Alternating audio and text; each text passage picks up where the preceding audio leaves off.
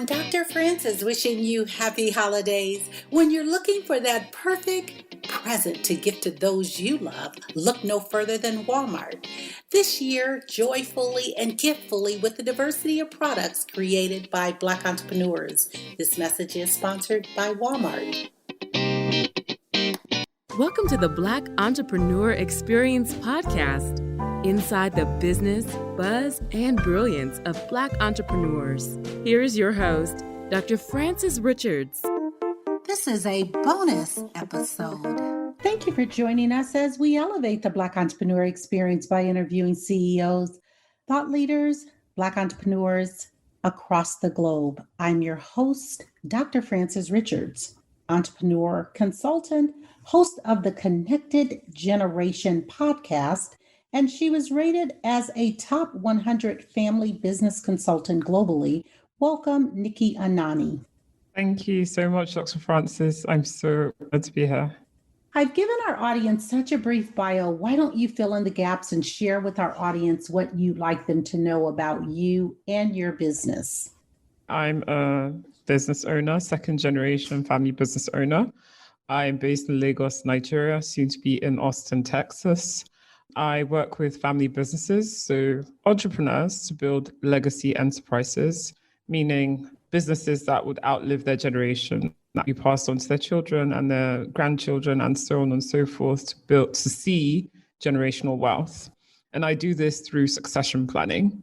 Quite often in family businesses or in families in general, we tend to have gaps between two different generations, and gaps in perspectives, gaps in expectations, and these gaps can prevent collaboration so that the two generations can come together in co-building a legacy enterprise. So I help to build that gap, to bridge that gap by promoting collaboration, communication, and clarity. So that's me. I'm also co-founder of African Family Firms. This is a non-profit philanthropic, so to speak. It's a community of business owners across Africa and the diaspora, business owners that want to learn how to build legacy businesses. And they come together in chapters virtually in these times. And we have lots of educational programs as well, conferences, seminars, knowledge to help folks learn how to build generational businesses and generational wealth. Someone is listening and it sounds so simple, or it's like that's a no-brainer. But talk about the importance of generational wealth and why we should focus on it and when we should start focusing on it. It's just so important. I mean, from my background and my reality, I'm Nigerian and I've lived in Nigeria for many years. And poverty, the reality of high levels of absolute poverty is confronting out here. So Nigeria is the world's poverty capital, not something we should be proud of. We have over 86 million people living in absolute poverty. That means they earn less than $5 a day. And when we think about that, really, if we have the opportunity and we're privileged to be business owners, we've scrounged for capital, financial capital, we've built up social capital, intellectual capital in building these businesses. Why not ensure that we're able to pass these businesses on to another generation and they can build further? Not only that, it also, in ensuring that there's financial security for the family, it's to give the next generation a platform to soar.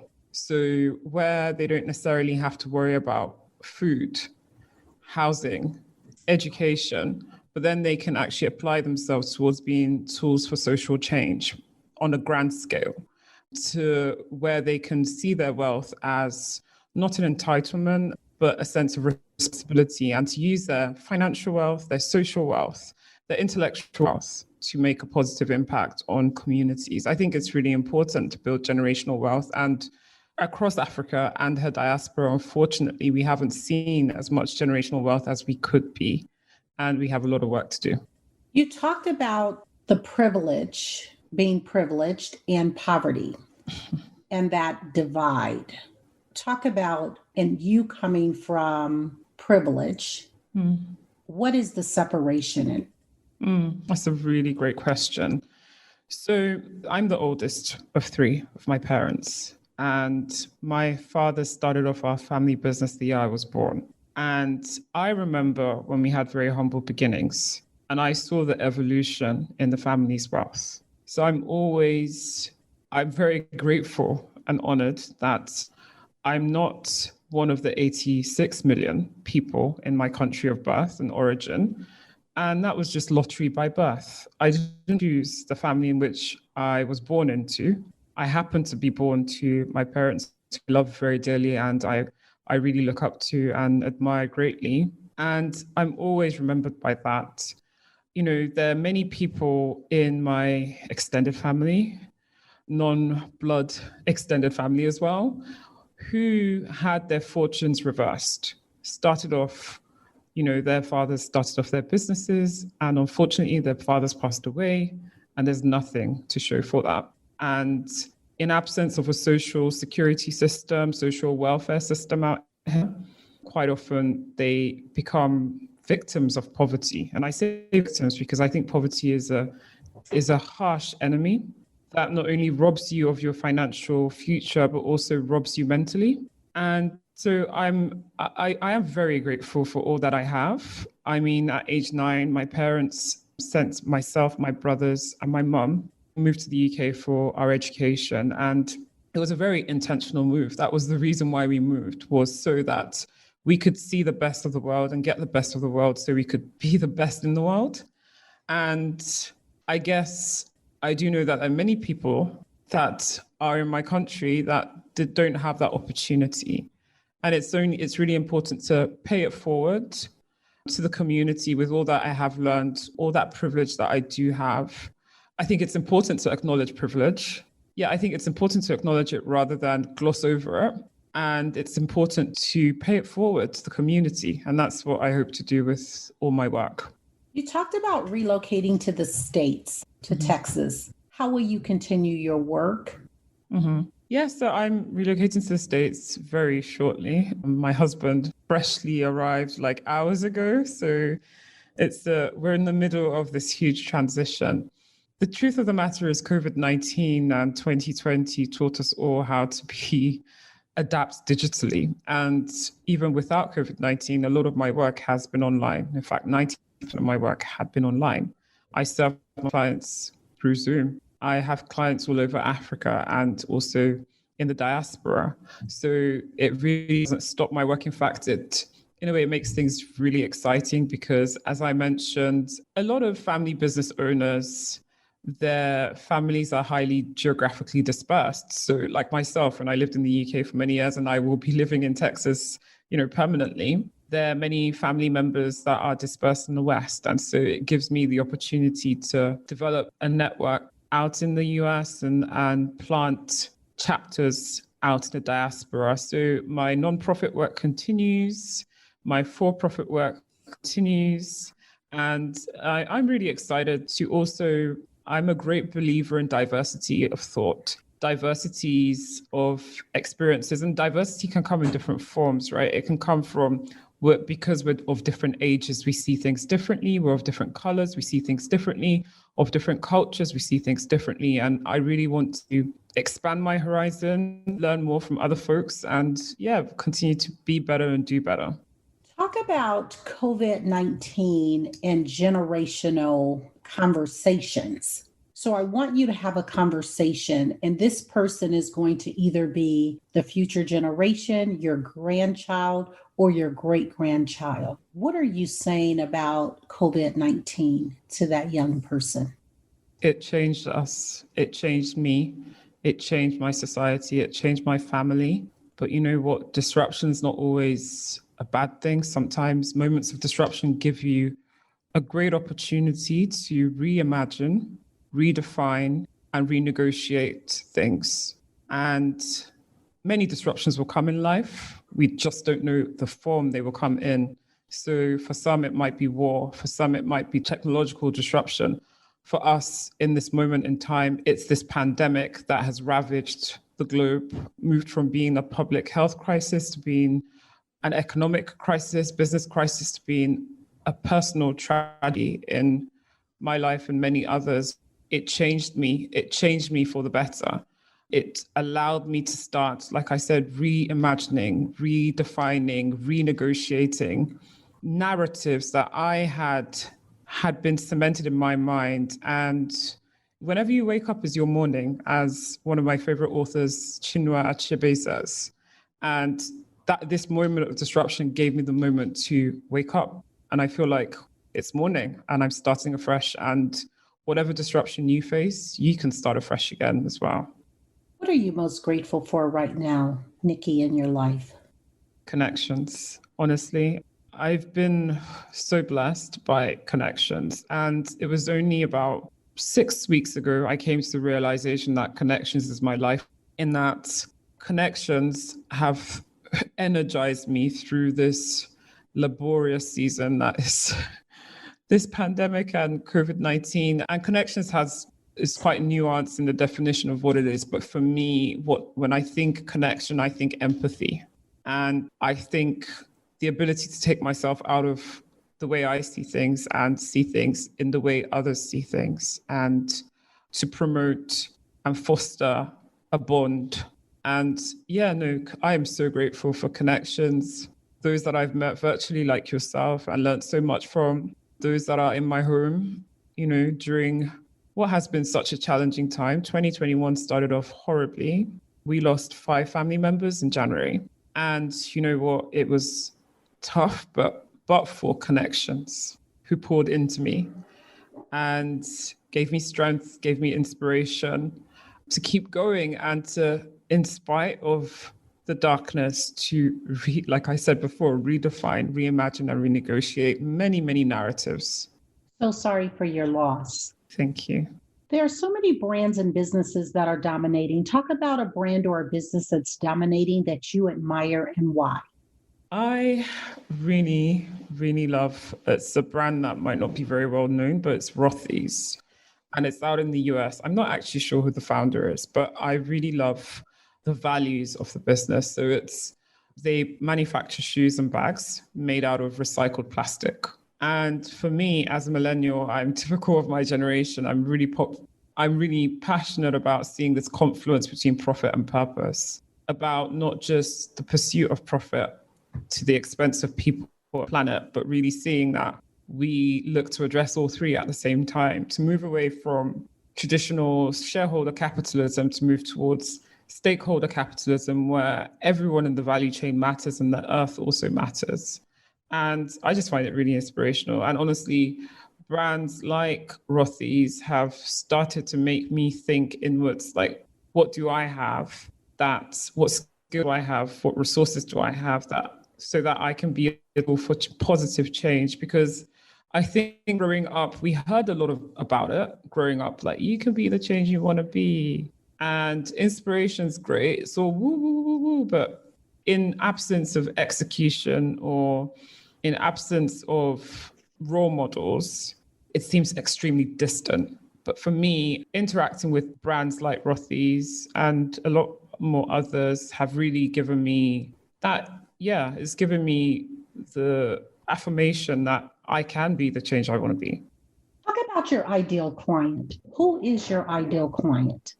So my ideal client is business owner that's been building a business for many, many years and is approaching when they want to retire. But they're so central to the running of the business. The heart and the mind of the business is the founder, that the thought of letting go gives them anxiety. It's difficult to let go. And they know that they want this business to be passed on, to leave a legacy, to be passed on to the next generation of leaders, whether management of the business might be family or non-family, or the next generation of shareholders, which typically most people will pass on the shareholding to family members, but they worry about the competence and capability of the next generation. That's my ideal client. Talk about legacy. When it's all said and done, how do you want to be remembered? I want to be remembered as someone who showed up authentically and had conversations that people were not prepared to have. I want to be remembered as someone who provoked thought and enlarged folks' mindsets towards what they thought were established norms. I want to be remembered as one that encouraged possibility and gave people the agency to be whoever they want to be. Happy holidays to my fans, friends, and family of entrepreneurs. When you're looking for that just perfect present to gift to those you love, here's a piece of advice. Look no further than Walmart. Walmart has a huge selection of items ranging from toys to electronics to tech. But what's even more impressive to me, Walmart has a huge selection of items created by people just like you, from makeup to fashion to food and beyond. Walmart has that perfect gift just waiting for your special someone. Give the children in your life a doll that looks just like them. Have a teen who's all about hair and makeup. Create a beauty basket of Black products that are designed for her needs. Your best friend is looking to redo, updo, do new her space. Check out all the home decor Walmart has to offer from Black designers. This year, joyfully and giftfully with a diversity of products created by Black entrepreneurs. I'm Dr. Frances Richards, wishing you happy holidays. This message is sponsored by Walmart. The word is listening. What is that resounding sound or message that your generation is saying that we should be listening to? Us. Listen to us. Listen to us in so many respects, right? I think we are clamoring for diversity. We're clamoring for equity. We're clamoring for justice. Listen. What is the best decision you've made as a leader? Marrying my husband. And I don't say that for, oh, they're in love. But I think it's so important as anyone, male, female, the person you yoke yourself to, the person I can't remember who said the 5 people you surround yourself with, the average of the 5 people you surround yourself essentially are an indicator of you. And he's just amazing. Always has never seen my gender, my age as a barrier, and has always pushed me, always encouraged me, always celebrated me, always encouraged me not to shrink back, always encouraged me to show up authentically.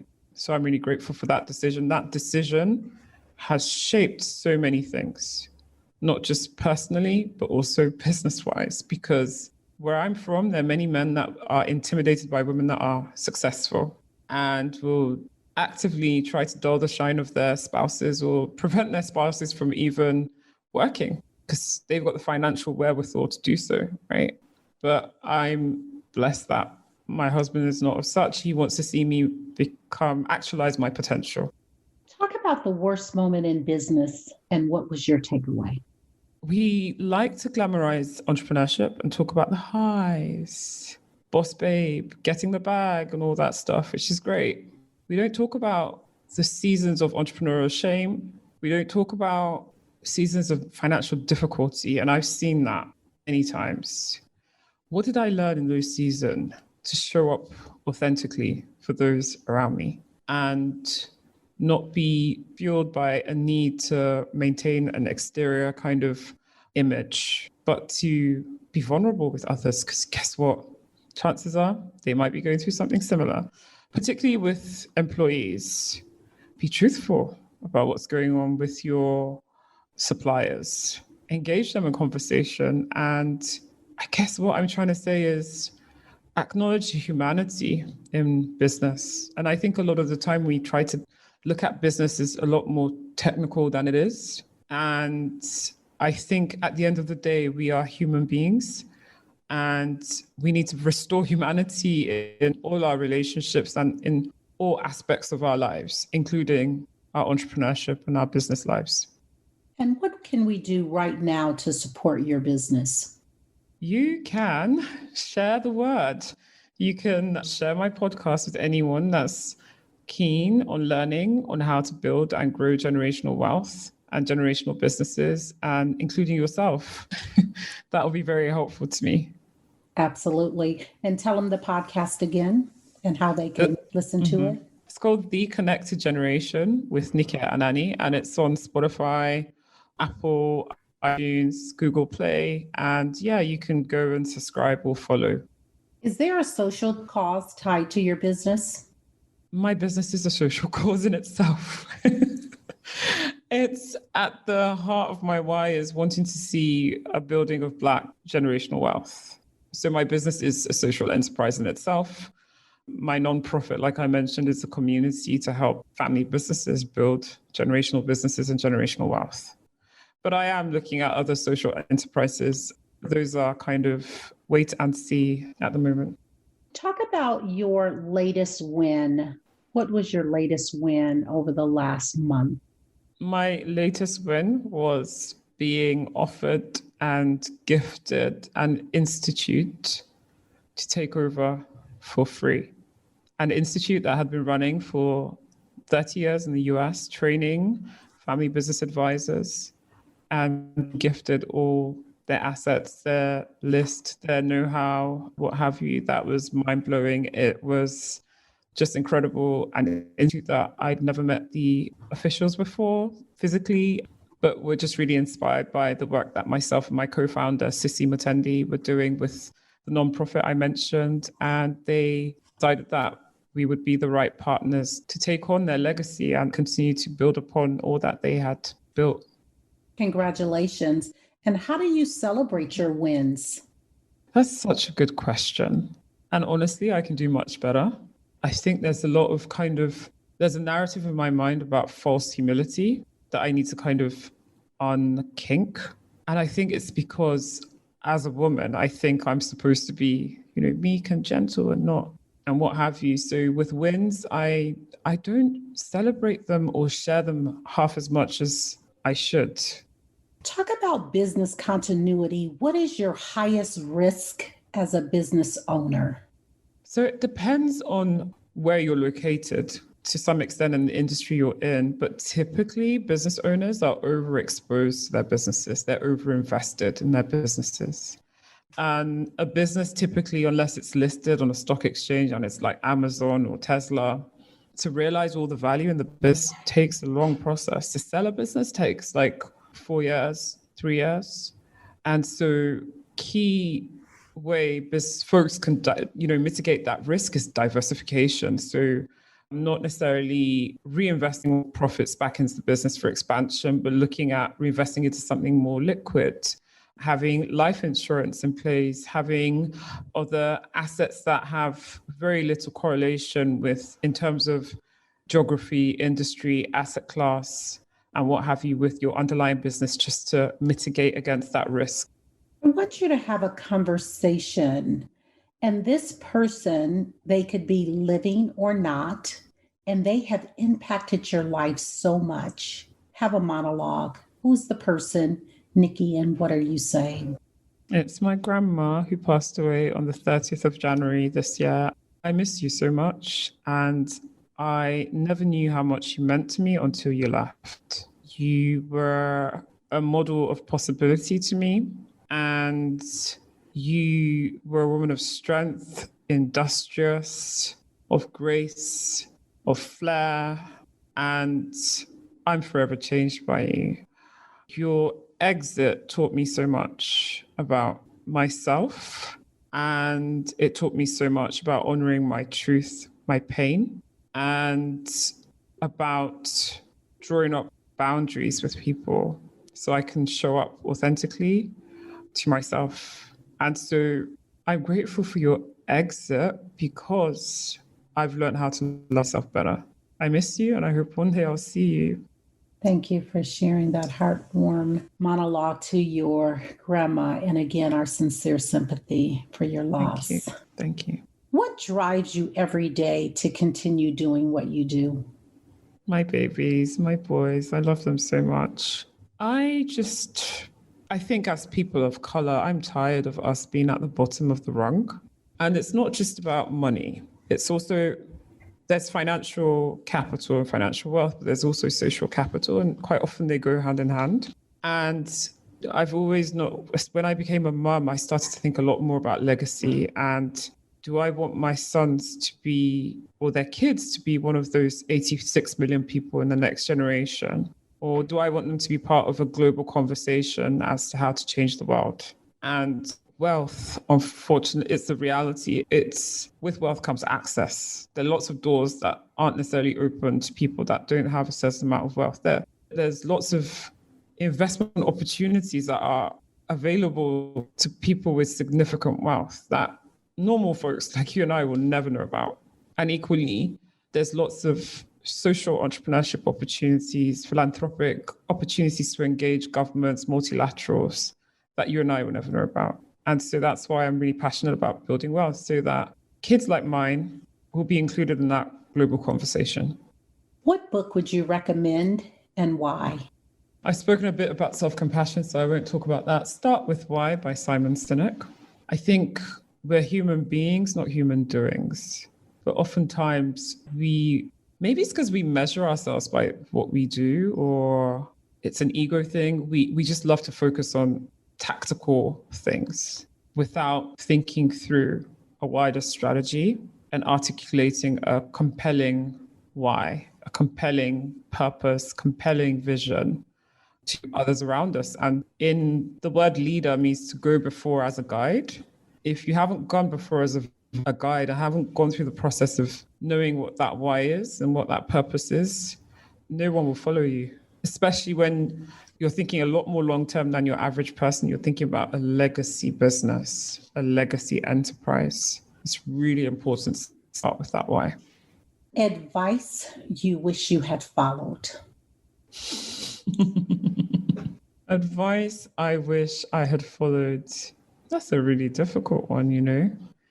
There were times in my childhood that my parents had warned me about certain people that, you know, the wisdom of elders and how they see through things, but the impatience of the youth and how quite often we can dismiss the wisdom of elders as there were certain red flags they had warned me about, people that I was surrounded by, but I didn't take their advice and I got burnt in the process for it.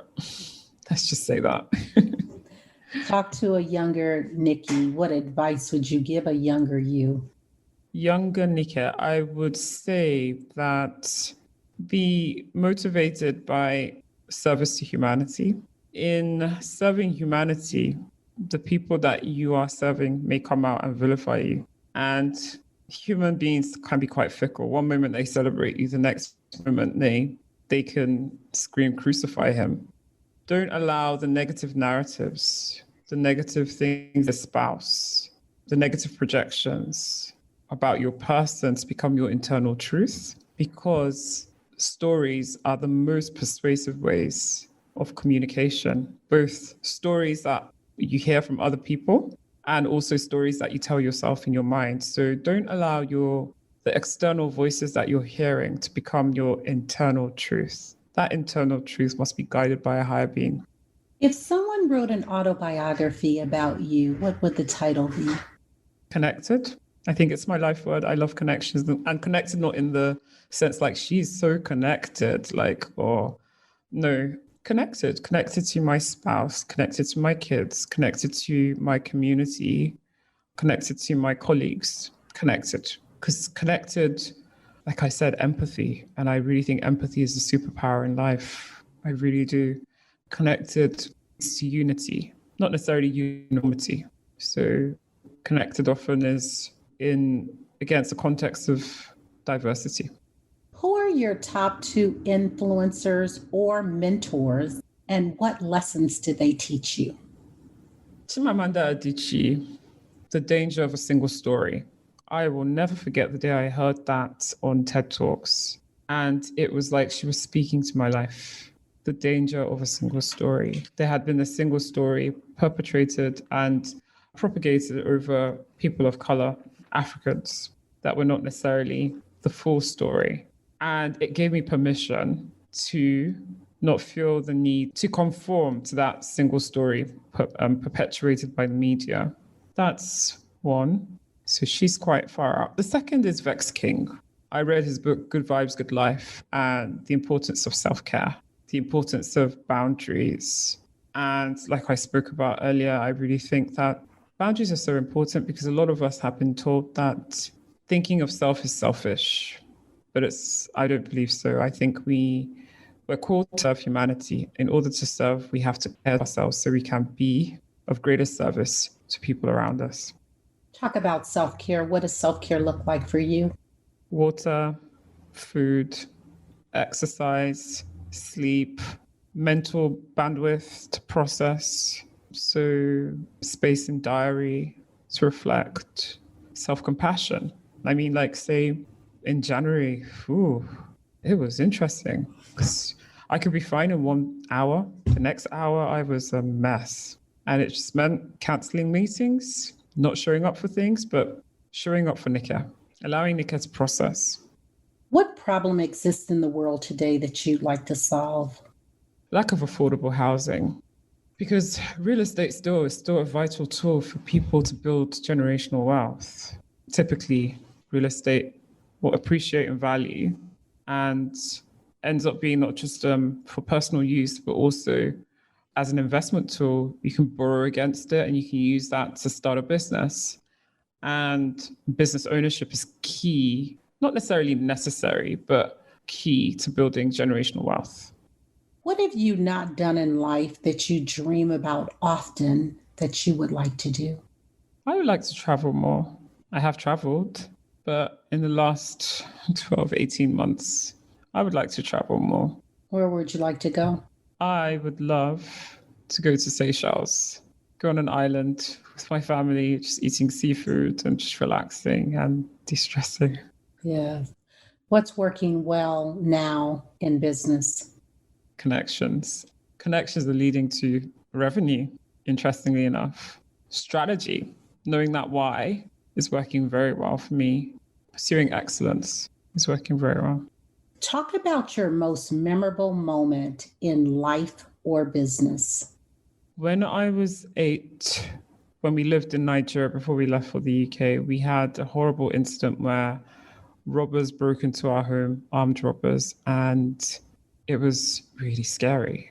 I think maybe that's one of the pivotal moments that imprinted on my heart the need to solve this poverty issue, because out of sheer desperation for food, for a means of livelihood, not to justify crime or evil, heinous acts, but these men felt like they had no choice but to violently break into people's homes and take away all their things. What is your zone of genius?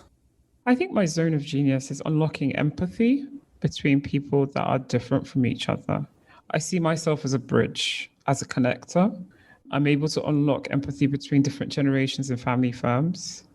I'm able to unlock empathy between women and men in family firms as well. That's my zone of genius. I'm able to promote connection between professionals and family business owners because I've straddled between both, and between the West and Africa. What is your weakness as an entrepreneur? I would say my weakness is I don't like to delegate. I like to do it all myself because it's my passion, it's my vision. But yeah, and then I get burnt out and I get tired and then I start screaming self-care. It's hard. It's hard. It's hard, but I've put in place processes now to see that I do delegate more and more. If you conducted this interview, what is the one question you would have asked yourself? I want you to ask the question and answer it. How did you come about? How did you get to where you are?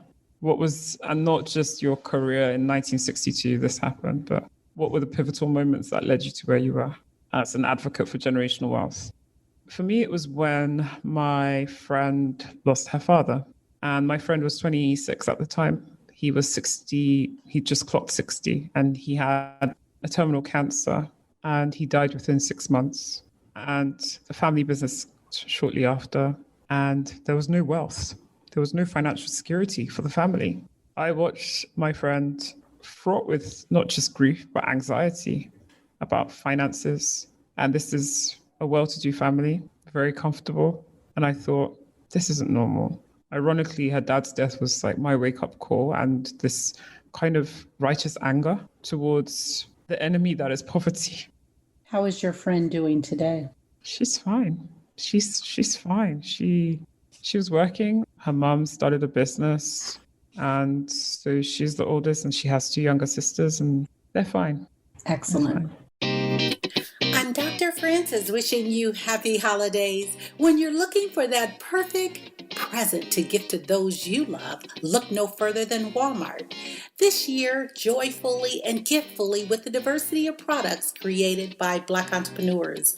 This message is sponsored by Walmart. We come to the part of our interview. It's called Fun Facts Lightning Round. I'm going to ask you a series of questions, and I'd like you to give me very quick answers. If there's something you desire not to answer, feel free to say pass. Are you ready for the Fun Facts Lightning Round? Indeed. Your first job? Deloitte Accountancy. The last movie you saw? I actually don't remember the name of it, but it was a Korean one on Netflix. Your favorite color? Purple. You relax doing what? Music, listening to music. Your favorite singer or rapper? Alicia Keys. Your favorite dance song? Beyonce. Bootylicious. What food you eat every week no matter what? Chicken, any form, chicken. Your favorite month? May. Work out or hit the couch? Work out for my mental health. Necessary. Nikki, thank you so much for joining us on Black Entrepreneur Experience Podcast. Before we let you go, why don't you share with our audience the best way for them to connect with you and do business with you? And feel free to leave all your social media handles. Amazing. Thank you so much, Dr. Francis. You may connect with me on my website, www.niketanani.com. And on there, my email address is there, and you can request to connect with me and set up a meeting. I'm also on social. I'm most active on LinkedIn, Niket Anani, and also on Instagram at Niket Anani. Thank you. That's a wrap. Thank you for listening and subscribing to Black Entrepreneur Experience. We would love for you to leave a review and rating on iTunes and share with your friends. For show notes and more episodes, go to www.beepodcast.com. Join us next Wednesday, and remember, green is the new black. So keep your bank accounts and your business in the black.